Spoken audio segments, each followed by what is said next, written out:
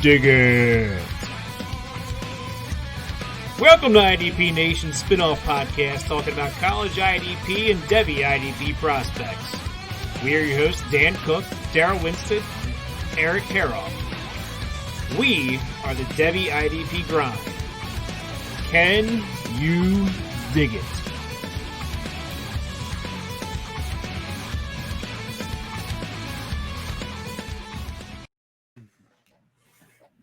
Welcome, everyone, to episode 17 of the Dig podcast, or Devy IDP Grind. I'm your host, Darrell Winstead, and I'm here with my co-host, Eric Haroff. Dan's on a little break, so how's it going, Eric? Not too bad. It's been a while, man. It's been a little bit. We got a little bit off schedule, and then the Thanksgiving holiday hit, so kind of messed us up a little bit, But we'll get this one in tonight. And just so everyone knows that going forward, we're going to be recording on Sunday nights. So you can kind of set your schedule and plan on that. But it feels good to be back. It feels good to watch football. Right? Definitely, man. I've watched a lot of college football over the past 3 weeks, and it's been fun. It's been crazy with all the cancellations and whatnot, but it's still been pretty fun to watch these games. Yeah, I like it too. I mean, I've watched tons of games. I've got tons recorded that I've still got to go through. So it's just, I love this time of year. I do. Definitely. I just actually got YouTube TV here recently. Oh, so okay. That is the bomb.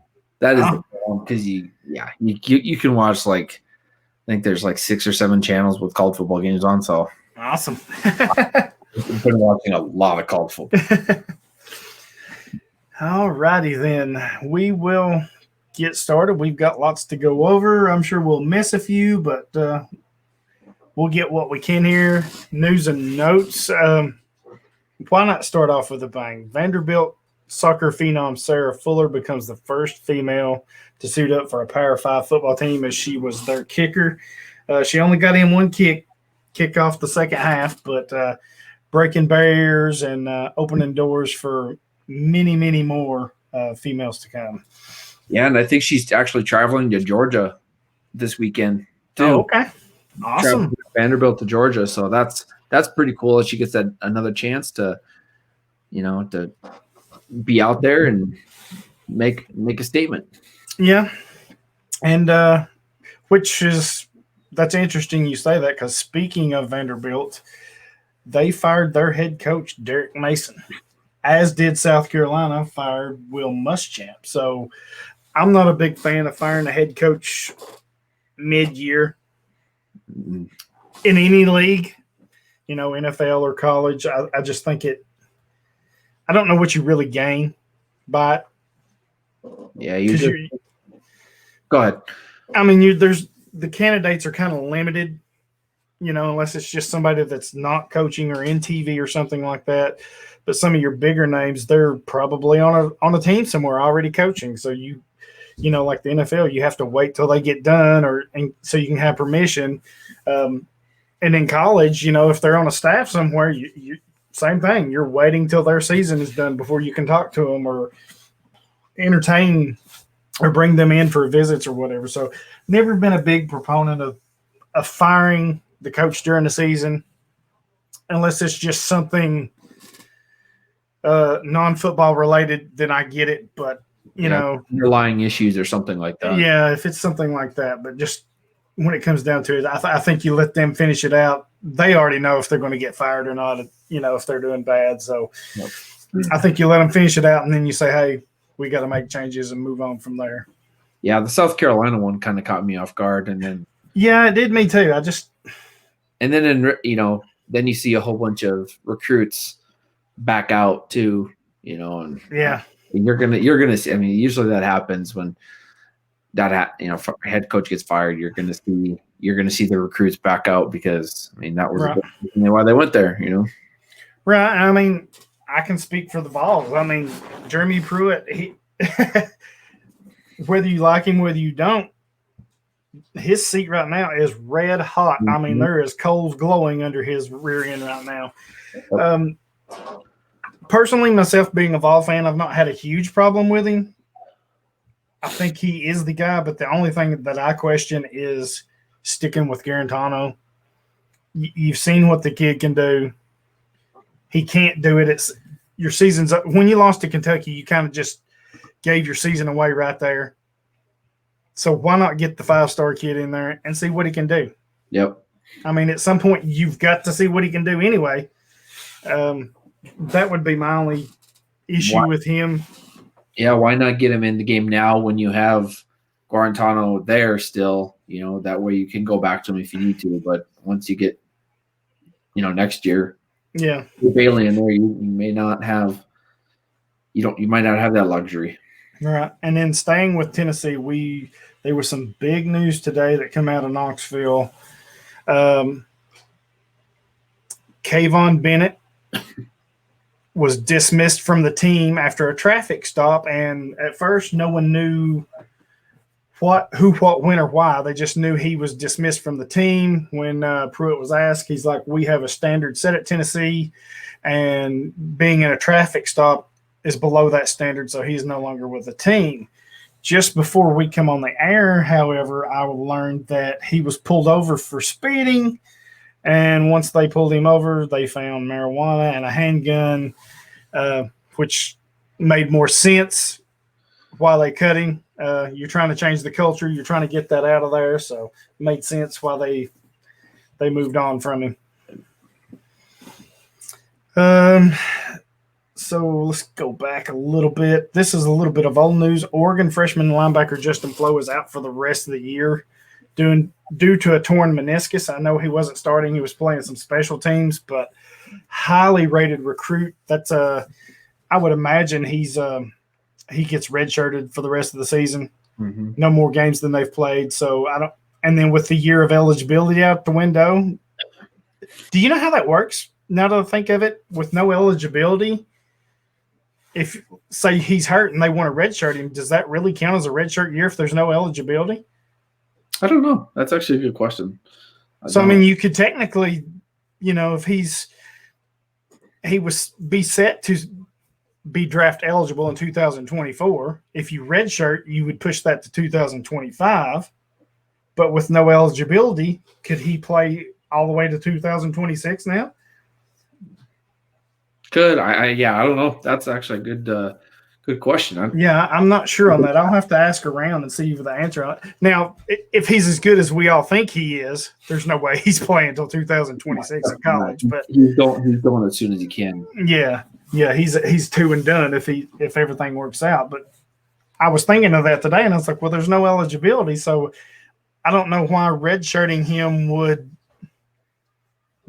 be a factor. And maybe they don't redshirt him with no eligibility. Maybe there's no eligibility year, so he just sits out and he comes back as a freshman next year, and then you've still got that red shirt in case he gets hurt again, maybe. Yep. So interesting there, but I'll try to dig around and ask some people and see what I can find out. Yeah, that's a good question. Yeah. I do have a good question every now and then. Despite what Dan says, I do have a good one every now and then. Here's one, and I want to see what you think. Me and you kind of picked at it during the week. Arizona State is considered a big player for the number one overall player in the 2021 cycle, defensive end Corey Foreman, who has continuously pushed back his date. I think he's just taking his time, making sure where he wants to go. I think Herman Edwards and that NFL coaching staff is big for him. But apparently he went to Clemson and liked it, and he liked it so well he set up a second visit. Yeah, I mean, when I saw that Arizona State was in the league, it kind of caught me by surprise. It did me too. All in all, I still think he's going to end up either with Clemson or USC. I mean, if Clemson gets him,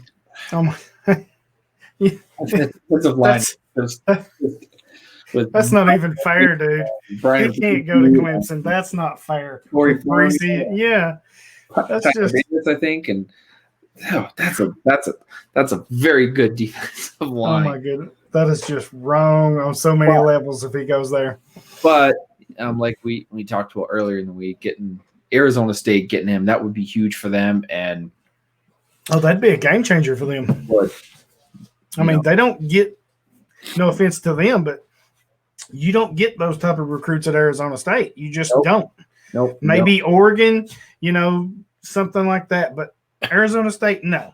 No, and I think having that NFL coaching tree with Edwards and those guys, I think that's huge because they're going into these houses and their schools and they're telling these kids, look, I played in NFL, I coached in NFL, was successful at both of them. And I think nowadays kids gravitate. They like that. They want to be in the NFL. So, if anything that can help them get there, I think that's a big plus. Yep, definitely. Yeah, we'll see what happens, but I still think he's going to end up with. No, I hope that he goes to, ASU and. I'm not going to hate it that he goes to Clemson. Oh, I'm really not because he's the number one pick or number one recruit. You're going to the best team in the nation, basically. Yeah. That's pumped out. Look what they've done at defensive line for the past few years. So. Yep. And ultimately, you want to go to the NFL. Ultimately, if you play fantasy, you want these players there. So why not go to Clemson? It's kind of the rich getting richer is all. So yeah. Talked about it. We've talked about it in the past with Alabama, and it's going to be. It's the way it's always going to be. So yeah. Anyway, it'll be interesting to see where he lands and how he goes from there. Yep. Up next is Washington. Oh, I'm going to butcher this name. Washington Husky defensive end Zion Tuapula Fitu. He had 3 sacks in the win over Utah this past week. That caught my attention. That's something I don't know if you watched that game or not or have seen him, but that's somebody I definitely want to go back and look at. Watch some film and tape on. If you're having those kind of big games, that's an eye catcher. Yeah, definitely. Up next, the next few names are kind of big. Florida State cornerback Asante Samuel Jr., interior defensive lineman Marvin Wilson have opted out for the season, as some of their offensive players. And they all kind of went at once. It seemed like every other day for a couple of weeks there, somebody was opting out. Don't know exactly what's going on down there. But there's been a laundry list of people. I like Samuel. I have such a crush on Asante Samuel. Oh yeah, me too. I think he's going to be better than his dad, and his dad was outstanding in the NFL. So my Panthers need a cornerback. So I'm hoping we get him. I'm not hating that. You put him on the other side of Dante Jackson. Whew. Yeah, I like Dante Jackson. I think Samuel's better, but ooh, man. Come on, Jeremy Chin and Asante Samuel in the same that's just secondary. That's not even fair. That's stealing.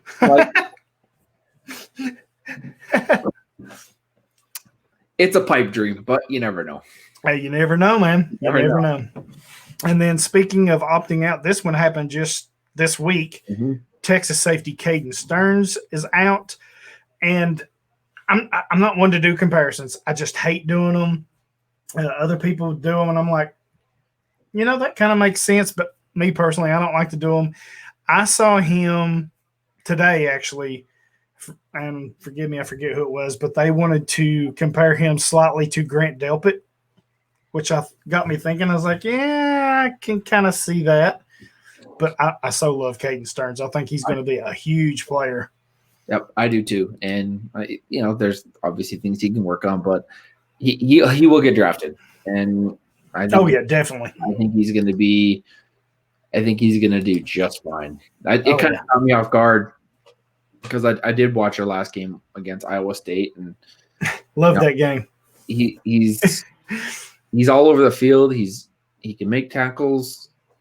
Seeing him go, it's like, oh man, he is one of my favorite safeties in this class. Yep, yeah, mine too. And he keeps not growing. He keeps on shooting up the board for me too. It seems like the more I watch his film, the more I like him. So, it'll be interesting to see what kind of draft grade he gets, Mm-hmm. kind of where he lands.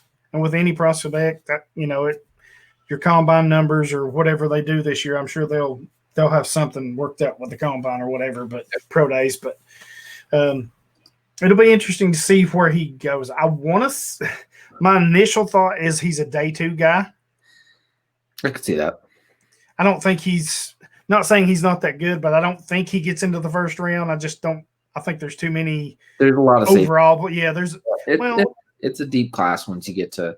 Yeah, and I think overall it's going to be a deep class, so I think it kind of pushes him down just a little.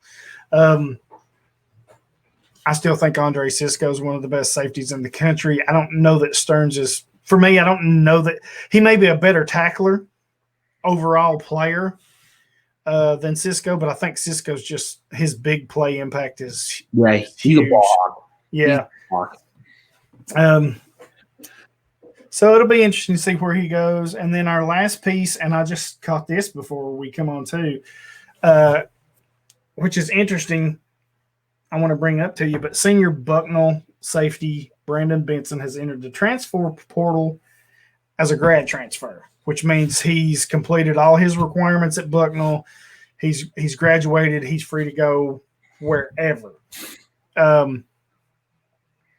Career numbers for him were 188 tackles, 101 solos, 9.5 TFLs, a sack, 2 picks, 9 PBUs, 2 forced fumbles, 2 fumble recoveries.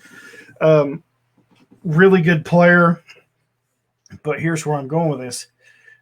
As I said, he's a senior. So normally when you're a senior, you're done. You're off to the NFL or CFL or whatever, wherever league you so choose. With him being a senior and there being no eligibility again, that's been the huge talk this year, free eligibility, 1 year free. He's now transferring. Does he go? Do we see not just him, but maybe more of these top players? Okay, I've got 1 more year of eligibility because it's been waived this year. Let me transfer, kind of like Jabril Cox did with LSU. Let me see if I can help my stock and go to a bigger school. So Do you think we will see more of that, or is this just going to be certain cases? What are you thinking? With 2020, I don't know what to expect anymore. It's true. Very true. It is, we've seen anything and everything this year, and it's nothing would surprise you. I get it. Would surprise me, honestly. Yep. We're gonna be having, so far, as for now, we're still gonna have college football in February. Because of the Division II, yeah. I know North Dakota State's playing in February. Like I said, this whole year has just been, I wouldn't, nothing's going to surprise me really. And you correct me if I'm wrong. When do they get their draft grade evaluations? That I don't know. So I think if we're done, we'll say January. It's early January, but by the end of January, college football is basically done. There's 2 dates, and I wished I could remember. I wished I'd have studied up on it. Excuse me. But there's a date to declare. You have a date that you have to declare for the NFL by. And then there's a date, I think, before that, where you can submit your name and you get an NFL draft grade.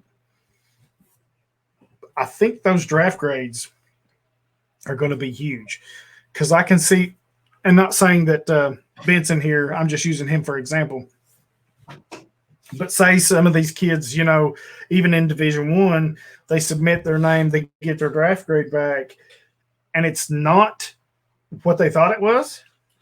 Do they then try to use that 1 year and transfer to, like Jabril Cox did, I'm going to go to LSU. They need linebacker help. Do we see a lot more of that, you think, or do they just say, I'm going to go on and get my payday now? Like I said, again, nothing would surprise me.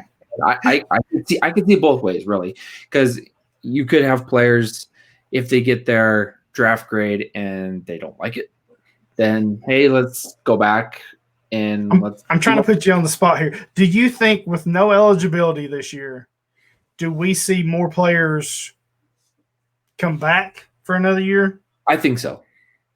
Okay. I think so. Because I think so too. That's kind of where I'm at. I think your studs, your stars, your big guys that are getting paid, they're going either way. Yep. I think it's your kind of what. There's only 259 picks in the draft. I mean, if you're not going to think you're going to get drafted or whatever, come back and see what you're going to be able to do. Right, and I'm kind of thinking, what do you think? Maybe if you're a third rounder, well, no, that's day 2. If you're a fourth rounder later, you're probably thinking of coming back. I think if you're a first, second rounder, you're definitely going. That third round is where I think it could get a little iffy, you know? Yeah, I can agree with you on that one. I think it's maybe fifth round or so. I think that's when you're going to start to see these players. Yeah, I think I can do better than that. Yeah. You know, I mean, you might have your occasional player who says, I don't, you know, I expect it to be a second or third rounder and they're getting a fifth or sixth round grade, like you said. Yeah, I can kind of see that. So anyway, so that is enough of our news and notes. Before we get into our main event, I want to bring up something new for all of our listeners.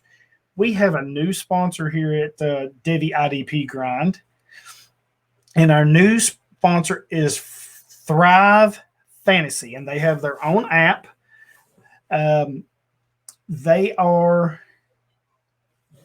a daily fantasy sports app for player props. You can jump on their app this season. There's something new that started. And if you're not familiar with player props, you know, that's does Derrick Henry run over 100 yards? You know, you're betting on that. Does he get 2 touchdowns? Yes or no? 1,000 yards for the season? Yes or no? You're kind of betting on those things. Does he score the first touchdown? Or, you know, and you build your team with that. Like I said, it's something new. They've paired up with us. And right now, if you will go sign up, and everyone that makes a first deposit, minimum 20 all the way up to 50, they will match your deposit. So if you're putting in 50, they'll match it. But you have to use our promo code DIGIT, like Dig Podcast, DIGIT. It's non-case sensitive. It's all one word, no spaces. So go in and put DIGIT, sign up, make your $20 minimum deposit. Helps us out, of course, here at the Dig Podcast, as we have a little fees with the apps and stuff that we come to you on and all the sites. So it helps us out a little bit. But I have actually jumped on there a little bit, and it's kind of neat. It's not your everyday fantasy site. They have NFL, NBA, MLB, esports, if you're into that, Madden sports, PGA. They've got all these. You can build your lineups. From there, you can choose 5 out of the 10 players on prop options to build your lineup. Each prop has a fantasy point total that's associated with an over-under based on, you know, its likelihood to occur. It's really neat. It's, you know, the more points a selection is worth, the riskier it is. But, of course, the more risk you put into it, the bigger the payout, the bigger the payback. So it's really neat. If you're into player prop things, kind of betting and gambling, they are definitely the place you want to go check it out. You can go get them on your app store or in the Play Store, or you can go to their website, www.thrivefantasy.com. It's a really interesting way to look at it. So go sign up, and for every sign up that you do, they'll help us out with a little kickback, and we appreciate that very much. And like I said, that code is DIGIT, DIGIT. So if you haven't checked that out yet, Eric, you need to go look at it. It's pretty cool. I looked at it some this week when they were sending all the stuff over. So it's something different. Yeah, definitely. And I downloaded it, but I didn't get a chance to get into it and go through it very much yet. But I plan on it though. That's for sure. Yeah, it's definitely different. Like I said, I looked at it this week and I was like, wow, this is not your everyday site. It's really interesting. It puts a new twist on it. So if you're into that type of thing, definitely go check them out. Promo code DIGIT, DIGIT, and we appreciate any help, support that y'all give us, and so does our new sponsor, Thrive Fantasy. We will get into our main event, and this is some games we watched. You kind of touched. I guess I'll go ahead and start. You kind of touched on this as when you watched Iowa State at Texas. Man, such a good game. I couldn't turn it off. I was kind of trying to flip back and forth, and man, I just could not turn this game off. Iowa State won in the closing 23-20 over Texas. I thought it was a really good game. Iowa State's defense showed up, I thought, especially Mike Rose. And me and you kind of talked about it this week. I don't know why people don't like him more. 13 tackles, 4 solos, 1.5 tackles for a loss, 1 PBU. If you were following our Twitter handle, Devy IDP Grind, you saw me post a couple of plays that he made that was just outstanding. And getting back to player comparisons, I kind of don't get this when I saw someone compare him to Kiko Alonso, which I kind of get that in a way, but I think Mike Rose is he's such a better overall player than what Kiko was. I think this kid's going to be a really good player. His teammate, Orion Vance, an outside guy, edge guy, if you will, 9 tackles, 3 solos, 2 TFLs. And then one that in this game, I didn't even know who he was because I'd watched, Rose and Vance, our boy Will McDonald that we like, but Latrell Bankston, 5 tackles, 2 solos, 2 TFLs, 2 sacks, huge impact player for him. And then Caden Stearns, who we love, 13 tackles, 7 solos, a half tackle for a loss. And then DeMarvion Overshawn, 8 tackles, 5 solos, 1 TFL, 1 PBU. I thought it was a really good game overall. Kept me entertained. Love watching the defense. I had to rewind it a few times to see everything more than once. So, but yeah, I thought that was one of the better games of the week this week.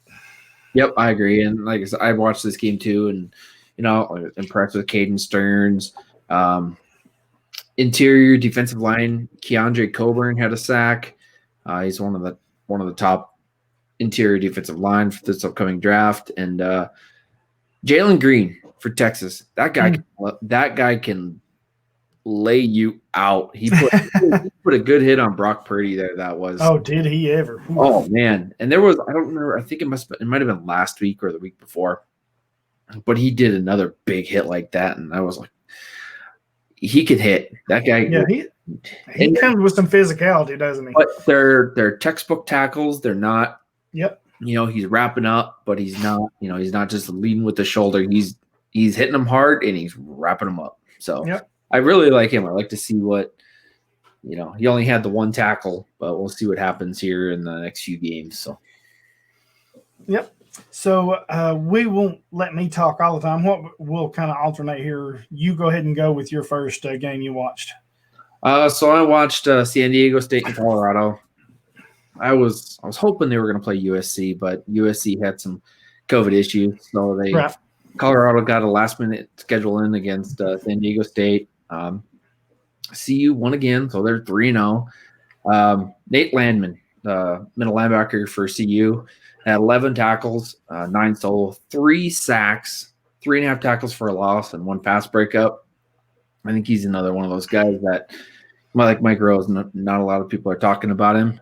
Yeah, I kind of picked up on him last year and started watching him, What's your thoughts on him? I mean, I've not got to watch any of him this year, but last year I thought he's a sneaky good player. I mean, I think he could be a sneaky good pick in the draft for somebody.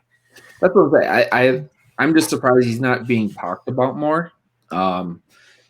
He's good in rush defense, pass rushing. I think he could get a little bit better in pass coverage. Right. That seems to be his weaker spot, but he wraps up tackling. I think he's an excellent tackler. Rushes the quarterback. Like I said, I think he needs to be talked about more, like Mike knows. Wasn't his teammate Davion Taylor last year? Yep. Yeah, so I think that kind of got him overlooked last season because Taylor was a good player for them. So having Taylor and Landman, I think he kind of got overlooked a little bit. But man, from what I've been hearing, he is the real deal. And I haven't got to watch him yet. I've got a couple games recorded, so was curious to hear your take on him. But go ahead. Sorry to interrupt. Oh, no, great. And he is his 2019 season wasn't the best season. I think right. He just for some reason he just couldn't get it together, so to speak. He missed like 21 tackles last year. That's not good. No, that's a high tackle rate. Yes. I mean, through only 3 games this year, he's only missed 1 tackle. So it's a small sample size, but he is, he's trying to reroute that, but his tackling has gotten a lot better from what I've watched anyway. Right. Being 30 miles from Boulder, so you get to watch a lot of CU and hear a lot about him. So right. But I think he's one of those guys that could be he's probably a late round guy, but I think he can make an impact. Cool. Another guy that I watched was Mustafa Johnson. He's the interior defensive line for CU. He's a senior. He had 3 tackles, 3 solo. So he did pretty good. He got double teamed a lot. So another guy, Carson Wells, linebacker for CU. He had 5 tackles, 5 solo, but he had 4 tackles for a loss. So I think him playing beside Landman, Landman seems to get a little bit more of the attention, and then Carson Wells can come up and clean up and take down those guys in the backfield. And then Cameron Thomas for San Diego State impressed me. He ended the game with 14 tackles, 11 solo. He had 1 sack, 3 tackles for a loss, and 3 pass deflections. So he was a guy that was just all over the field, getting there, making plays. So those were the big names from that game that I watched. So my next game is Auburn and Alabama too. So you got a lot more players on that. So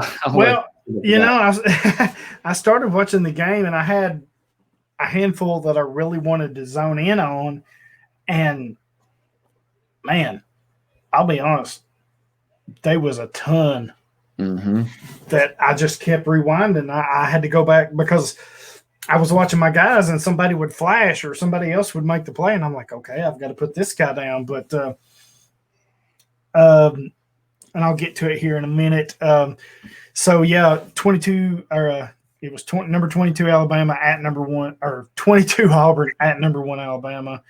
This game wasn't close. Alabama just ran away with it, 42-13, and it really wasn't that close. Christian Barmore, defensive tackle for Alabama, love him last year. Love him even more this year. 4 tackles, 2 solos, TFL, a sack. That's not counting all the pressures, all the big hole plugs where he forced the running backs the wrong way. I mean, he was a major factor for them. Patrick Surtain, 3 tackles, 2 solos, a TFL. And I'm telling you right now, this kid's going to be a top 15 pick. It's happening. I think I'm a little bit late to the party, but the more I watch him, and when I say late to the party, I always kind of thought he was a late first, early second, but I think he's going to push his way into the top half of the draft in that first round. he is something special. The way he breaks on the ball, the way he reads it, he is really something special for them. Then cornerback Daniel Wright. I'd heard his name. He's a youngster for them, but I'm telling you, he played his rear end off. 7 tackles, 5 solos. He was everywhere for them. Christian Harris, 8 tackles, 4 solos, a PBU. And then their other corner, Josh Jobe, 10 tackles, 5 solos, and a PBU. And he may be the best corner they've had in a while. And they've had some good ones with Trayvon Diggs and some others. I believe he's a freshman. Jobe is? No, he is. One of them's a freshman, right? Or Jobe one, I thought. No, it's not Jobe. I know. Okay. I think he's a junior. Okay. I think Jobe is a junior, and I can't remember the guy's name off the top of my head. Yeah. Jobe is a junior, so he is draft eligible. Okay, so man, he is so good though. I mean, he was playing lights out. I'm going to skip one here for him. Will Anderson, 4 tackles, 1 solo, 1.5 TFLs, 1 sack. And his TFLs and sacks should have been higher because I'm telling you, he put pressure on Auburn all game long, just consistently getting Bo Nix out of the pocket, forcing him to move, make quick throws. I'm surprised his numbers weren't bigger. And I know that in real football, numbers ain't the big thing like they are in fantasy, but man, I could see him being really something special if this continues. Watch for his name to fly up the board. Chris Allen, he's another one, 4 tackles, 3 solos, 2 TFLs, a sack. Those 2 right there were just on it all night, plus with that front 4 that they had, or 3, made it easy for the secondary to make plays. And then here's one that's been a hot name around Devy circles, Dylan Moses. 6 tackles, 2 solos, a PBU. Pretty solid numbers. Did what he had to,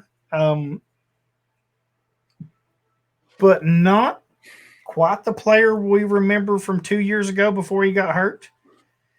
I'm one of them. I had him up there as the best linebacker in the country, or at least close. Micah Parsons, for me, has that. Does it seem like to you that Moses, do you think he's fell off from what he was because, how do I want to say, he's not as good as we thought? Or do you think that injury from a year ago is still kind of bothering him? Or he's still working his way back from that? I think it's injury. I think so too. I mean, like I said, you look at it, 6 tackles, 2 solos, a PBU, about anybody would be happy with that. But I also, after I kind of thought about it, I was like, well, look who the Crimson Tide has. And just like I mentioned, Christian Harris, Will Anderson, Chris Allen, they've got another linebacker, I can't remember his name. And then you've got Dylan Moses. You've got these front 3 and 4 up front eating it up. It's hard to get numbers when that team is so good. Yep.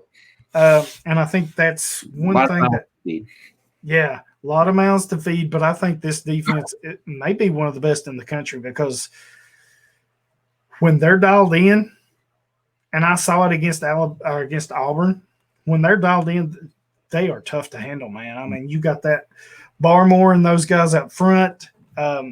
Then you got the linebacker group. Then you got those safeties with Patrick Surtain. Then you got those corners. I mean, where do you go? Where do you attack? And I'm like you. I think Moses, I think his numbers are – I won't say his numbers. I think people are down on him because he's still coming back from that injury. I have moved him down my rankings. I will admit I have. But I still think he's one of the best linebackers in the country. Should he have come out last year?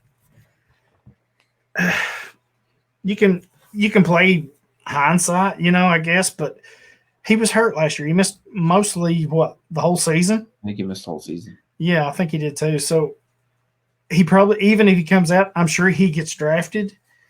But he made the right decision. I mean, teams are looking to get players for cheap. they're going to say, hey, you were hurt last year. You missed this. He's probably going to slide down the boards till somebody says this is a big value, and then they take him. For him, he played the right card. I'm coming back. I'm betting on myself, and I think it's all right. I think he's going to be probably take some flack. I think he's going to be a day 2 guy somewhere in the second round. I really do.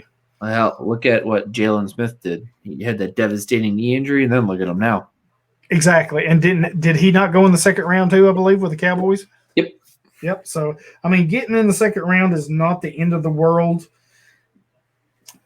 I mean, everybody wants the first-round pick, but right, everybody does, yeah. But you can't. He made the right decision. You're hurt. Teams are going to play that against you, right or wrong. They're going to play that against you. He bet on himself, and I think he's doing solid enough. If he was – I don't know that he's the first-round linebacker like we thought he was, but in the second round, I'm taking him all day, and I'm happy with it. And your point exactly with Jalen Smith, maybe Dylan comes out and does the same thing, proves everybody wrong, and shows how good he is. But I was curious on your thoughts because I've seen his name a ton this week on Twitter. What's wrong with Moses? He's not the player we thought he was. I'm not going to say he's not the player we thought he was or I thought he was because I can't speak for everybody else, but I'm not going to say he's not the player I thought he was. I think he's still coming back from injury a little bit. I think Alabama's just so freaking good overall on that defense that it takes away from him. But I have moved him down until I can see him some of the things I want to see him do that he did before the injury. If he can do those, then I'll start moving him back up. And, he may go into the combine and just blow it out and be a first-round pick. We don't know. So, yeah, we never know. I mean, it's all right now. So, and then on, I'll try to quit talking and let you get in there. For Auburn, Roger McQuarrie, 6 tackles, 5 solos, a PBU. He was huge for them. He had about a 5-minute stretch in that game in the second half where he just kind of took over, and I was like, wow. Really caught my eye there. Smoke Monday, the cornerback, 7 tackles, 5 solos, and then Big Cat Bryant, the defensive end for them, 3 tackles, 3 solos, a TFL, and a sack. He had a pretty good game. So I think without those 3 players, legitimately without those 3, Auburn probably gets blown completely out of the water, worse than what they did. So I'll add in to first of all, Smoke Monday, Big Cat Bryant, sweet names. Yes, they are. And then I wanted to add a little bit on Josh Jobe. I was looking at some of his stats, and he was targeted 6 times, only allowed 2 receptions for 12 yards and 1 pass deflection. Man, so he was so good. I saw that, and I started looking into it a little bit more. And on the year, he's been targeted 32 times, and he's only allowed 13 receptions for a total of 83 yards and 1 touchdown. That's amazing. Yeah, it is. Look at the teams he's played. He's played A&M. They've played Georgia. They've played, Auburn, Mississippi State, Missouri. But that's pretty good. 13 receptions on 32 targets. That's pretty good. Oh yeah, he's one of those guys that he could be a sneaky corner. He could go for some of those leagues that do have shutdown corners that you get points for pass breakups and that type of stuff. He could be one of those guys that. Right. If you're Josh Jobe, do you come out or do you stay? I'd come out. With the year he's having, next year he won't have Surtain. True. He won't have Surtain next year, but I mean, I would. And I think for some of these players like Alabama, Clemson, Ohio State, Notre Dame this year, I think with some of these teams, it's going to matter if you win the national championship too. Yep. I mean, you win the championship, you've got the big prize. So maybe some of these players if their team doesn't win, because only one can win. So if you're out, then maybe they want to come back and play. But yeah, I'm like you. I think most of these guys are NFL bound. Probably going to be high picks, high selections. So we'll see. A lot of time between now and the draft. So, all right, what was your next game? Well, I had Auburn, Alabama, and I had a lot of those same guys. Dylan Moses. We talked about him at length. I think it's injury, coming off, I believe, his ankle. So it takes a little bit to come back. It's not something that's going to heal overnight. But other than that, Patrick Surtain, love the guy. I think he's going to be great in the NFL, and we'll see what he does.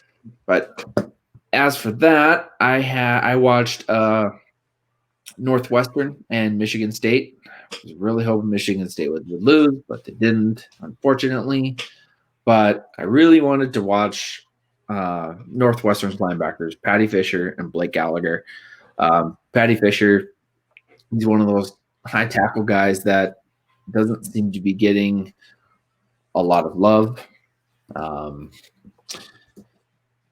He did play pretty good. He finished with 12 tackles, 5 solo, an interception, and a quarterback hurry. I think to start the year, I think him in coverage was a little sketchy, but as the year has gone on, I think it's gotten better. I think a lot of these players, they start slow because they didn't really have spring practices. They didn't have a lot of the stuff that they usually do year in and year out. But right. I think he's a good cover linebacker. I just think he needs to work on his tackling a little bit better. Seems kind of sloppy at times, but I think he's another one of those linebackers that can be a late round gem. I think he can make that difference. Right. And then Blake Gallagher had 11 tackles, 5 solo, 3 tackles for a loss. Another cornerback that I liked for Northwestern is Greg Newsome. After I started looking at Josh Jobe and him, and I went back and looked at Greg Newsome, and he, through 4 games this year, he's been targeted 34 times with only 12 receptions for a total of 93 yards and no touchdowns. So he is great in coverage, but awesome. Greedy Williams, his tackling needs help. Oh my gosh, not another shoestringer. I can't do it. I mean, if he can get his tackling underway, I think he can be a big sleeper. He's got 7 pass deflections in 4 games. So he is being picked on a little bit, but he is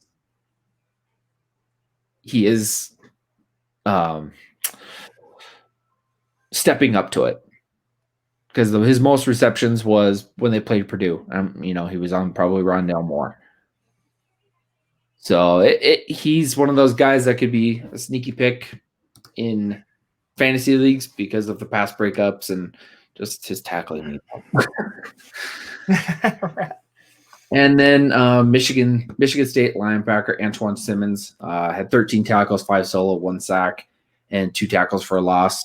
He was a big reason that Michigan State beat Northwestern. Other than that, that's all I got for that game. Yeah. I like Patty Fisher. I'm having a hard time with him. I think he's a tackling machine. I'm just having a hard time where to put him in my rankings because I feel like I'm always moving him up, moving him down. And then sometimes I'm not even moving him. It's other players I'm moving around him, and it's forcing him up and down. I'm having a hard time with him.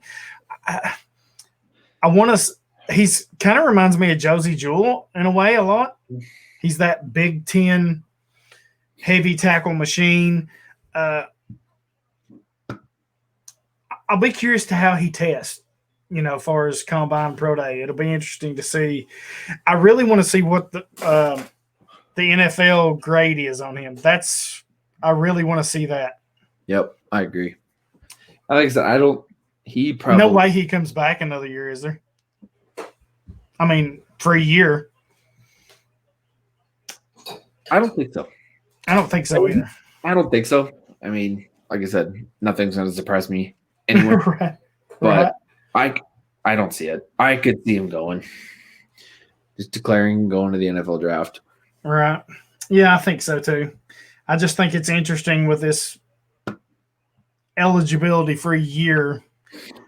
I think it opens up a lot of doors, a lot of options for players. I'm curious to see how it's going to work out because I think there is going to be a few surprises that we don't see. Players coming back, players going. I'm just interested to see that. So, and then my next game, I'll try to hurry up here. Number 13, Georgia at South Carolina. The game that got Will Muschamp fired. He got thrashed 45-16. Tyson Campbell, the corner for them, 4 tackles, 3 solos, a TFL, an interception. He returned for 40 yards. And then strong safety Lewis Seen, 12 tackles. All 12 of them were solos. Oof. This dude is a man on a mission, and he took over for Richard LeCount when he went down with the motorcycle wreck. Seen stepped in, and if you'll remember that first game after that, he got ejected for targeting. And he was having a monster game then too. He just got threw out for a targeting call, but man, he is something else. He is going to be a name to watch, a name to know. He is legit physical, loves to hit, loves to impose on receivers. He's one of those safeties that when you are going across the middle, you better know where he's at. And a lot of receivers, right or wrong, that kind of physicality, that kind of imposing will, you turn a quick eye to see where he's at. It gets you out of your comfort zone because he's coming. So I love those type of players. But 12 tackles, 12 solos, he was all over South Carolina. And then for South Carolina, their cornerback Jamie Johnson, 10 tackles, 5 solos. He got a pick.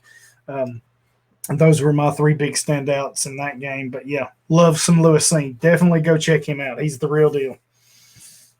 I think Dan should have been here for this episode. We got a lot of quarterbacks on this episode. I know. He would have loved this, right? Because I got another one. I watched Troy and App State, and then kind of falls into I watched App State and Coastal Carolina last week. But Shemar Jean Charles. Oh, he's so good. He is probably one of the best non-Power 5 corners, if not one of the best corners in the country. And I think you've got 14 PBUs, and if I'm not mistaken, he's leading the entire country in that category. He has got 14 PBUs this year. Then, like I said, I got in that line of seeing how they've done, and he's on 41 targets. He's allowed 14 receptions for 153 yards and 1 touchdown. That is wow. He can tackle. He can cover. He's good in rush defense.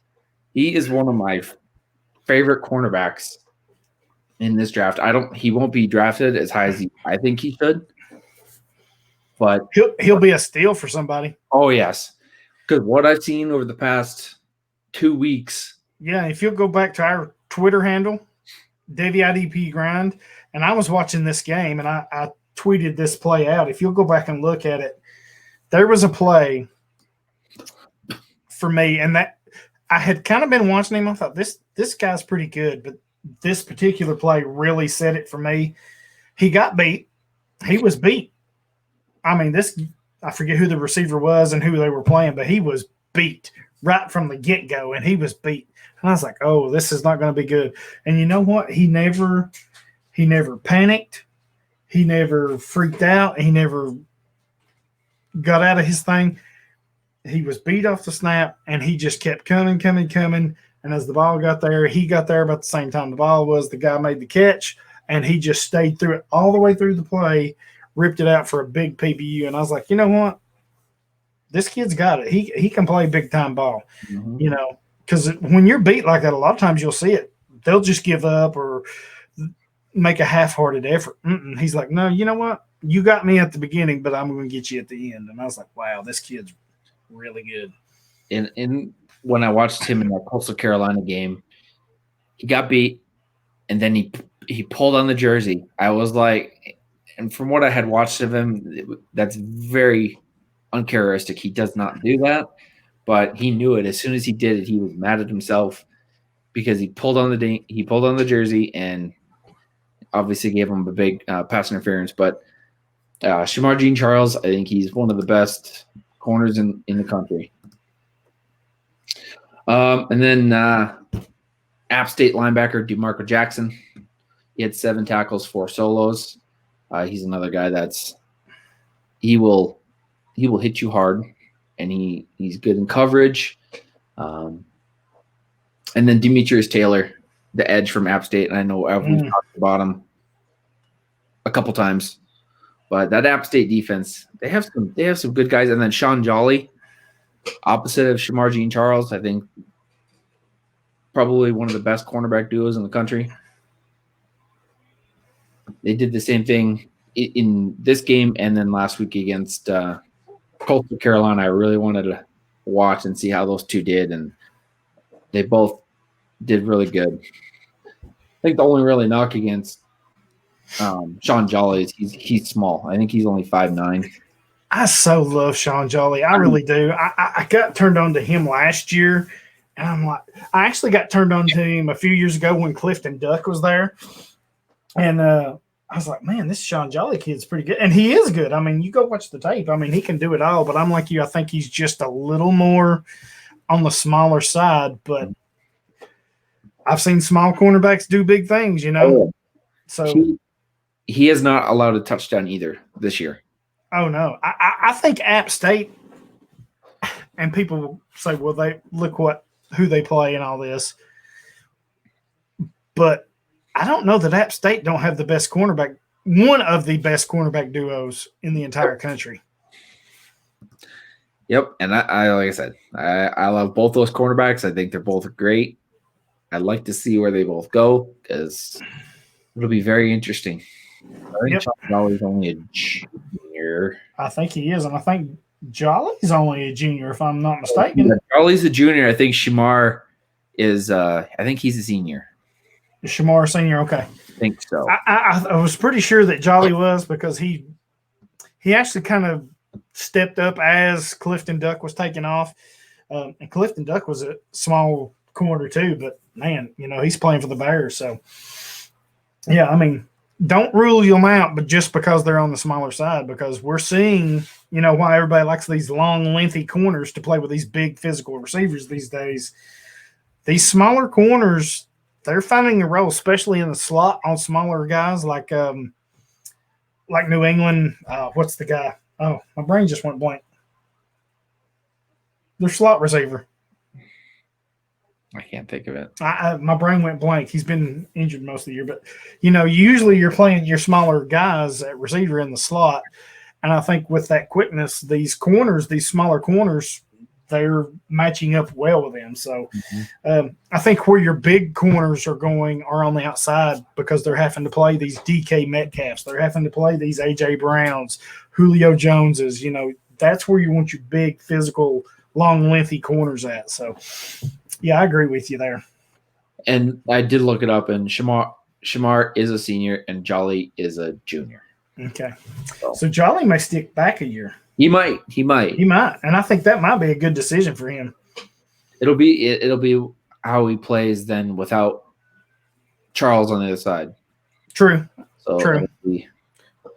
But other than that, that's all I got. I had another one, Oregon State. I'll run through it real quick. Such an upset. Oregon State 41-38 over Oregon. Oregon dropped from number 9, if I'm not mistaken, all the way to 23. Huge. That's a big drop. Yeah, huge, big drop for them. Noah Sewell, the linebacker, 10 tackles, 4 solos, 2 TFLs. Our boy Kayvon Thibodeau, 7 tackles, 3 solos, a TFL, a sack, a PBU. He is just so good. Man, he's so good. I'm so upset I don't have him anywhere. In my campus can't leave. Oh, I do have him in a few places. I'm so glad I do. But, yeah, he's going to be something else.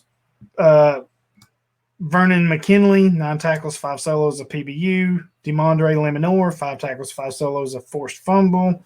And then for Oregon State, Hamilcar Richard Jr., 5 tackles, 4 solos. I thought he played pretty well. And then their safety, Ketan Oladapo, 9 tackles, 6 solos, and a PBU.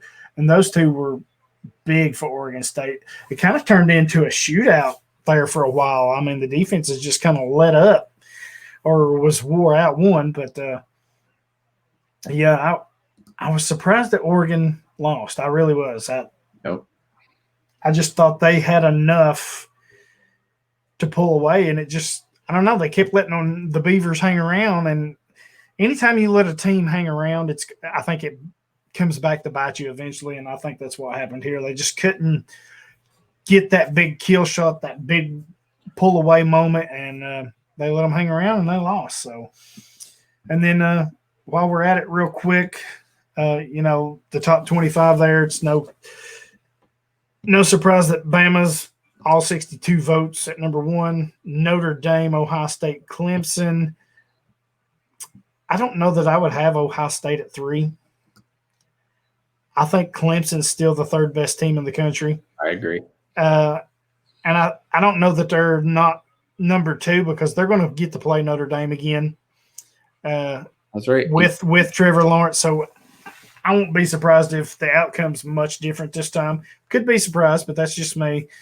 But yeah, Alabama, Notre Dame, and Clemson is my top 3. Number 4, I think you got to put maybe Ohio State there, but I think Florida and Texas A&M have a lot to say about that. After the way Ohio State played against Indiana, they were up big, and then they just kind of squandered the lead a little bit, and Fields didn't look great. And right, I wouldn't put Ohio State either. I'd probably put Florida. Florida's playing.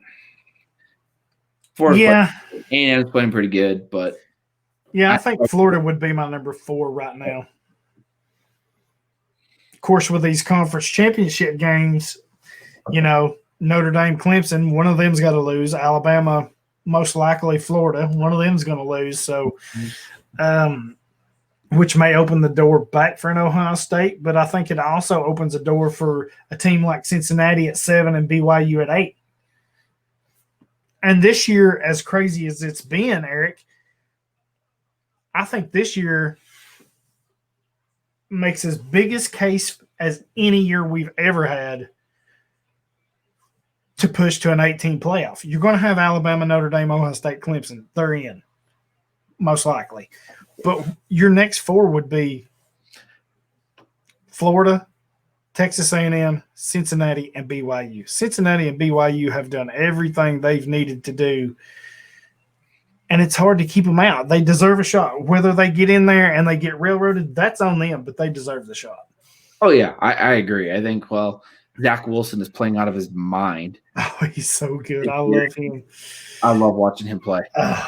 He has shot up – he shot up everybody's draft boards and he has like that, but I think I love so is Desmond Ridder for Cincinnati though. Yep. But I think Cincinnati, their defense is just so good. Yeah, they got a few guys on there that I do like. And then, even Georgia sitting at 11, Miami at 9. I think Miami's better than I like Miami better than Cincinnati. But but you look at them, if you look at the top 11, minus Indiana, now they lost their quarterback for the year. Yeah, that hurt. I'm in Oklahoma. any of those teams could easily make a push. Yeah, I mean, I think 8 teams is where it needs to be. I actually think it needs to be more than 8. I think they should just do like Division 2 and Division 3, go to complete playoff system. You're still getting the money. You're still getting the games. It's a win-win. I don't know why they keep fighting this, but that's just where I'm at. And then because I think if you go to that playoff system, then because I really don't think it hurts these big teams. I don't think any system that you have hurts your Alabamas, your Clemsons, Ohio States, Notre Dames, because they're just good. They're powerhouses, so it doesn't really affect them. But I think it gives your smaller guys like BYU's, Cincinnati, even a Coastal Carolina this year. Iowa State's making a run. If they hadn't had if Iowa State hadn't had that blip at the very beginning in their first game where they lost, I forget who it was. But they, an undefeated Iowa State, they're definitely in the top 4 right now. I'd put them ahead of Ohio State. I could see that.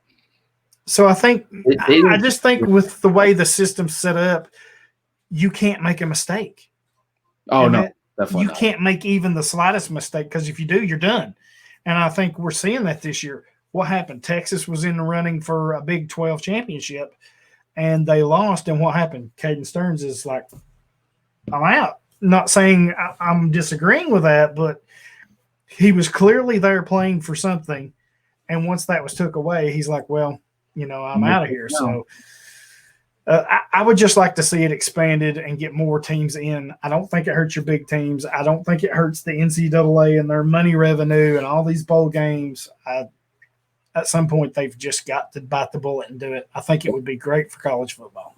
It would. I agree, but how long did it take us to get switched from the BC? I know.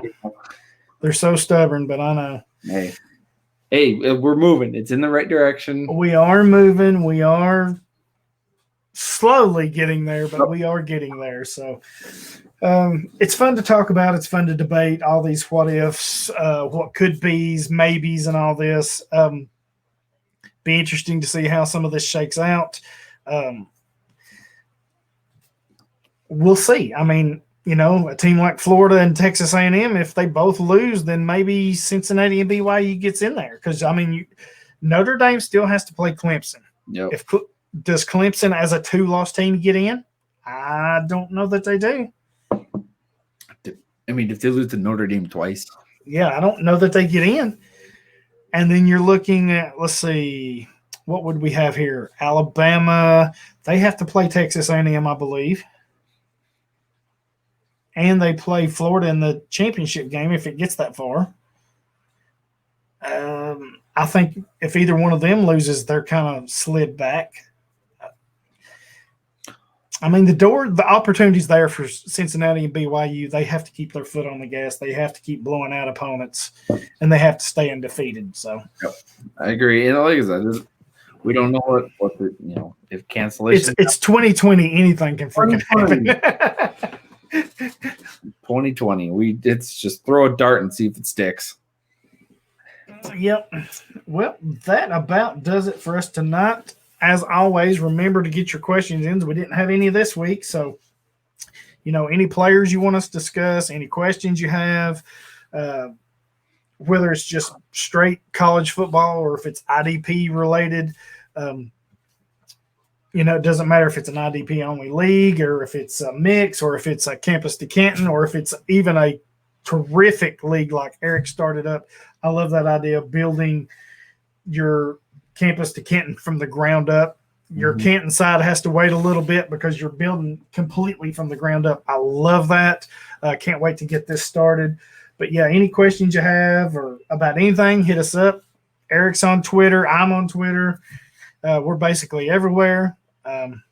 Feel free to hit us up and send us your questions, and go check out Thrive Fantasy app for all your player prop bets and stuff like that. That's a cool site. Helps us out a little bit. Eric, if you don't have anything, I think we may be done. I was actually going to mention next episode go over because we actually just finished the draft, just finished today. Oh, 40 rounds. Oh, shoot, yeah. both offense and defense side. So it was interesting. I think, what do we have? Oh, shoot, yeah. We'll go over that next week. We'll dig into that and see where some players went, where they fell. And remember, this is a league there's no NFL yet. There's no college yet. It's the initial draft, and you're building from the very ground. So the NFL side will have to wait, and we'll get into that. There's a lot of interesting picks. So, yeah, that's a great idea for next week. We'll get into that, and we'll go over some games that we saw this week. And as always, get your questions in. We thank you. Go to Thrive Fantasy. Check them out. And with that, we are out. See you guys. Later.